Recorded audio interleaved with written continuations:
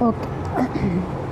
Last classes we have seen about the introduction of the recombinant DNA and the methods how to introduce that recombinant DNA into the host cell, and how to identify the screening techniques. Those things we have seen in the last class, how to screen them and how to identify them by the blue-white colony selection method. All these things we have also seen about the agarose gel electrophoresis, the blotting techniques, southern, northern, western, all those things we have seen. Now for example, we will take that the gene is introduced into the plant. When the gene is introduced into the plant, they are called as genetically modified crops. They are called as GM crops. The name given is GM crops. The gene is introduced into the plant. They are called as GM crops, genetically modified. Now they are modified crops. For example, if the herbicide or the herbicide is a problem for the plant, we are going to introduce herbicide tolerant. Like for example, we are introducing glyphosate, that is glyphosate. This glyphosate is introduced into the plant. What will happen? For example, we have got weeds. We know the weeds are nothing but the unwanted plants. They grow along with the soil, along with the normal crops, and they will become the constant problem in the crop fields. What they'll do is they'll not only compete with the crops for the sunlight, water, nutrients and space, but they are also the carrier for the diseases, and also they also carry the insects. These insects will inhibit the growth of the normal plants. So the weeds are the major problem that is affecting the normal crops. If it is untreated, if it is uncontrolled, or if it is left uncontrolled, the weeds, they will reduce the crop yield significantly. So what will happen? There will not be the crop yield will not be as much as we expected. So it is mostly reduced because of the weeds. So what we are going to do is glyphosate herbicide. What it is introduced by the Monsanto USA company. The Monsanto USA company has produced this glyphosate herbicide. It is termed under, or it is given the trade name as Roundup. The Roundup is a trade name given by the USA company, the Monsanto USA company, for glyphosate herbicide. It is called as Roundup. What they will do, what is the function of the Roundup is, it will kill the plants by blocking the 5-enopyruvate shikimate 3 phosphate synthase. It is also called as EPSPS enzyme. This enzyme is blocked. What this enzyme will do? The enzyme indirectly, it is indirectly doing the function of stopping the function on the enzyme. What this enzyme will do is, it is involved in the biosynthesis of the aromatic amino acids like vitamins and secondary metabolites. So when the glyphosate herbicide is introduced, or when it is introduced into the plants, this will kill the plants by blocking the 5-enopyruvate shikimate 3 phosphate synthase, EPSPS enzyme. Okay, this enzyme is involved in the biosynthesis of aromatic amino acids, vitamins and secondary metabolites. So they are indirectly affecting the growth of the plant.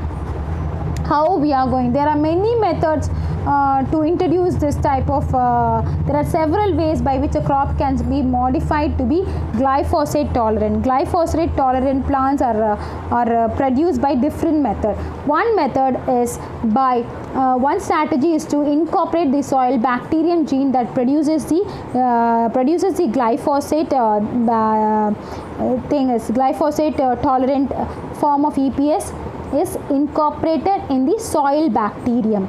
So the plants, they'll become glyphosate tolerant form of plants are produced. Another way is incorporating the different soil bacterium gene.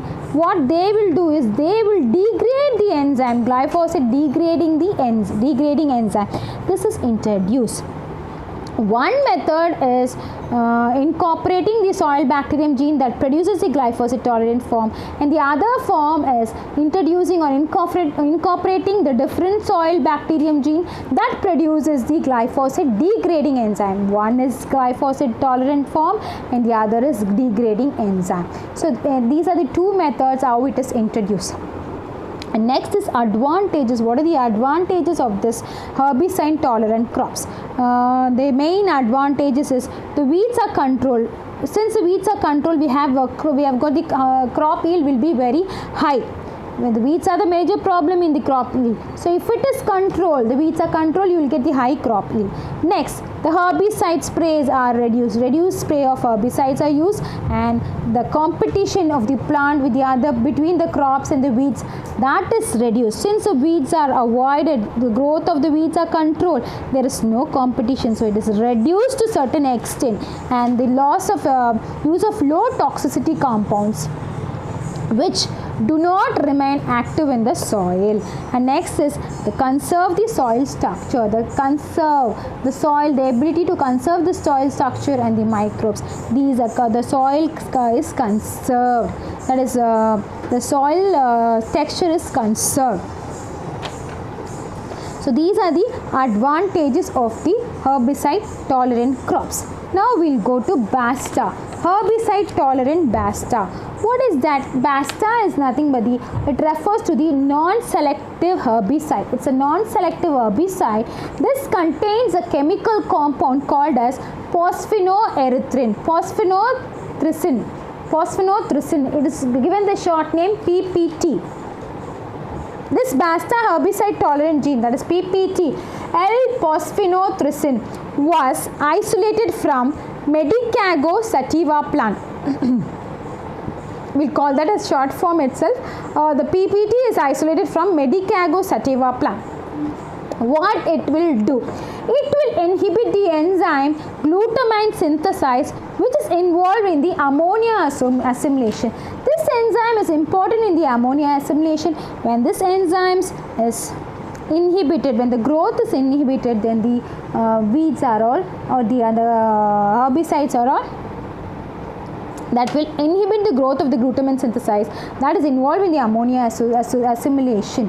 So the PPT introduced into the tobacco, for example, if it is introduced in the tobacco and the tobacco produce, they are resistant to this enzyme, this compound, this chemical compound, this herbicide will not affect that plant. So the plant produce will be resistant to phosphinothrycin. When this phosphinothrycin compound is introduced into that, they will not affect the plant, because that Medicago sativa, this will this will inhibit the enzyme glutamine synthesis, and that indirectly will stop the ammonia assimilation. So in this method, in BASTA is referred, I repeat one more time, it's a non-selective herbicide. It will contain a chemical compound phosphinothrycin. This is tolerant. BASTA herbicide is tolerant gene PPT was isolated from Medicago sativa plant. It is first isolated in that plant. This phosphinothrycin, what it will do is, it will this enzyme glutamine synthesis is stopped. That indirectly will affect the ammonia assimilation. When it is introduced into the tobacco plant, they are resistant to PPT and their ammonia assimilation is not affected. Okay, next we'll go to insect. See, this when injected into the transgenic tobacco, they are resistant to PPT, and they are also, a similar enzyme is also isolated from Streptomyces hygroscopicus. Okay, next we'll move to insect resistant BT crops. The BT is Bacillus thuringiensis crops. Now we take cotton. When the Bacillus thuringiensis is when it is introduced into the cotton plant, they will become the genetically modified organism, where this organism, there are pest resistant plant cotton varieties are produced. They are resistant against this bollworm, which produces an insecticide activity to bollworm. The strains of the Bacillus thuringiensis produce over 200 different types of toxins. Each are harmful to different insects.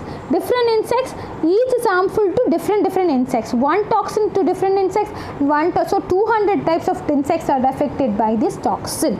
So, for example, this Bacillus thuringiensis insecticide it affects the larvae of the moths, butterflies, beetles, cotton, bollworms, catflies, and some are harmful and they are harmless to the some forms of the life.